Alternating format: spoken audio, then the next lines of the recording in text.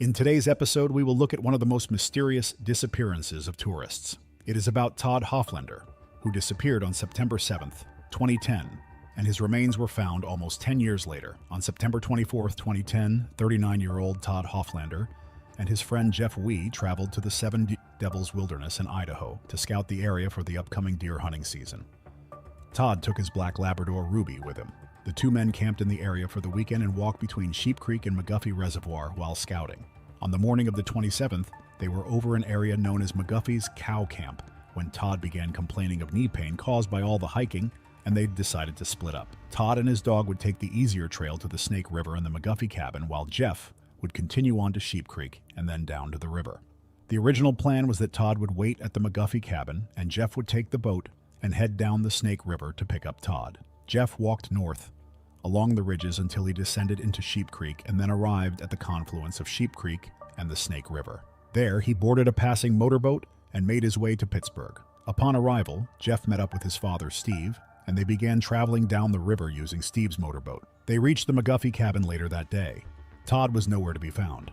They hiked up the trail from the cabin, trying to find Todd, but were unsuccessful. They hiked about 3 miles up the trail until darkness fell, preventing them from going any further. They returned to the McGuffey cabin and spent the night there. On the morning of September 28th, Jeff and Steve used their boat to survey the area between McGuffey and Sheep Creek, scanning the shoreline in case Todd emerged from one of the other drainages that flow into the Snake River.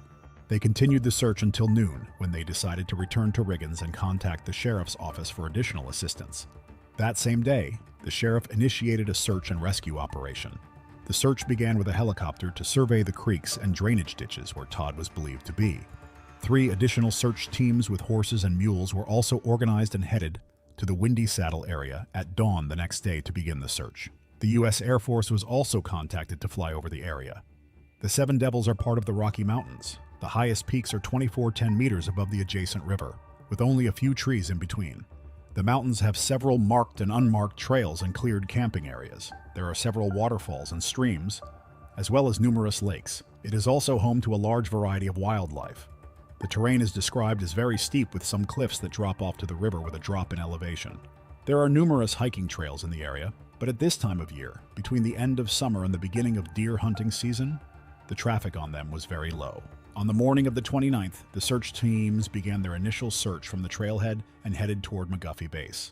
The area from McGuffey's Basin to Sheep Creek was also surveyed using aerial photography, and in the afternoon a dog team arrived and began searching as well. The dog handlers continued to search at night using a handheld thermal imager. Todd's companion, Steve and Jeff, continued to explore the river in their boat. During this time, all search teams found no trace of the man. On October 6th, sheriff's deputies spoke with a man named Tom Lindsay. It is unclear how Mr. Lindsay participated in the search or contacted the sheriff's office, but he claimed that divers told him that Todd was near Barnard Creek. This creek runs parallel to the trail Todd would have been on. He said that if you look at Barnard Creek from the direction of the Snake River, Todd would be at the first turn on the right. He also said that Todd was alive. The sheriff's deputies did not seem to take this suggestion very seriously. On October 8th, the sheriff's office received a call that they had found the carcass of a dog floating in the Snake River last Saturday. The dog's skin had been skinned. The man took photos but was not sure that the dog was Ruby. On October 9th, at the Riggins Sheriff's Office, deputies interviewed Jeff before administering a polygraph test. The purpose of the interview was to establish a chronology of what had happened in the days before Todd's disappearance.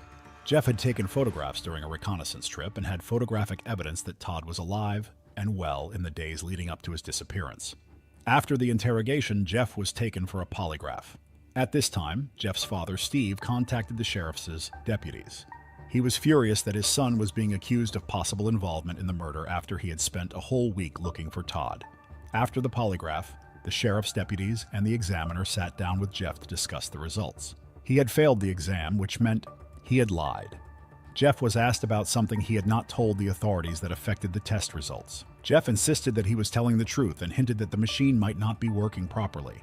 He also stated that the photos on his camera confirmed his words. During the interrogation, the authorities learned some new facts from Jeff, such as that Todd was wearing a .44 caliber Magnum revolver in a shoulder holster. The revolver was a custom-made gun that belonged to Todd's late father, who used to work for the California Highway Patrol. Jeff said that Todd had the gun when they divorced and insisted that he did not cover up Todd's death or kill him intentionally or otherwise. During the interview, Jeff's father unexpectedly entered the room and insisted that Jeff leave, ending the interview. On October 13th, the authorities conducted a lengthy interview with Todd's wife, Julia. This interview revealed many details about Todd's life, but little that seems related to his disappearance. Some of the most interesting statements relate to Todd's relationship with Steve and Jeff. For example, Julie stated that Steve and Jeff would occasionally insult Todd by inviting him to go fishing and then canceling or changing the date. Then they would unexpectedly call Todd and say, "Guess where we are?" And they would describe the trip they were on. Julie claimed that Jeff sometimes looked at her in a way that made her feel uncomfortable, and that he looked at dogs as tools and occasionally beat his dog. On October 15th, several hikers traveling along the Seven Devils Road stopped for lunch at a parking lot near kilometer 15. While eating lunch, they noticed a black Labrador come down the hill and start running, whining and growling. Knowing that Todd was missing and that the black Labrador was with him, the hikers tried to appease the dog with food. They noticed that the dog was active when they mentioned Ruby or Todd's name. The hikers thought there was a good chance that they had indeed found Todd the dog. They called Todd's name and looked around for a while, but to no avail. After that, they contacted the sheriff's office and reported the find. The hikers then took the dog to Riggins to meet with sheriff's deputies. The sheriff's deputies examined the black Labrador and noticed that the dog looked very healthy in appearance and did not appear to be hungry. It had a very shiny coat and no visible cuts or abrasions. When the dog was found, he was not wearing a collar or a bag, which was unusual because when Todd and Ruby went missing, he was wearing a collar and a blue dog backpack. Julie Hofflander was called and waited nearby with her 2 children to identify the dog.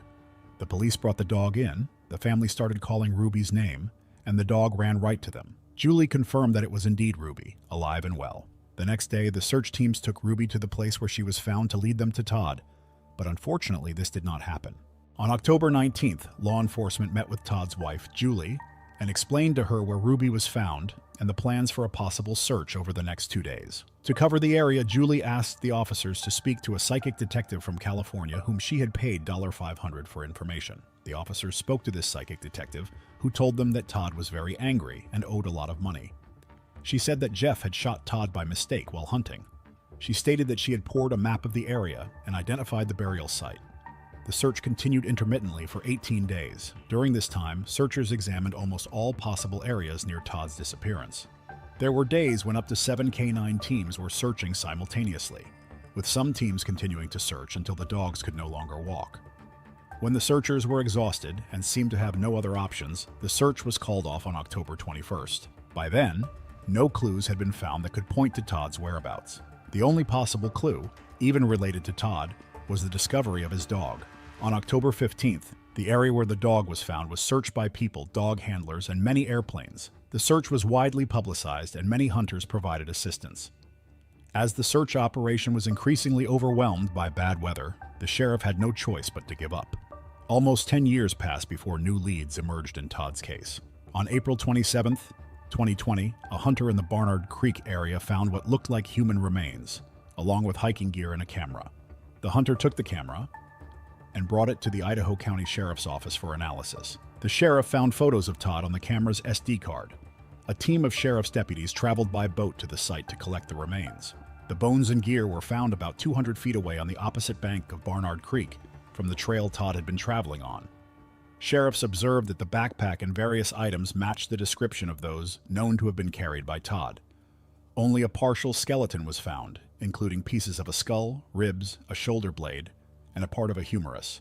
Video and photos taken by Idaho County Sheriff's deputies clearly show the location and condition of the found items. Sheriff's deputies flew in all directions looking for any additional clues, but found nothing. Notably, Todd's boots and firearms were missing from the scene. Both of these items are extremely unlikely to have completely decomposed over the previous 10 years. Photos were recovered from the camera's SD card, but none of them showed Todd on a hunting trip, as the card had been filled before he left. The various items were shown to Todd's wife, who also confirmed that they belonged to her husband.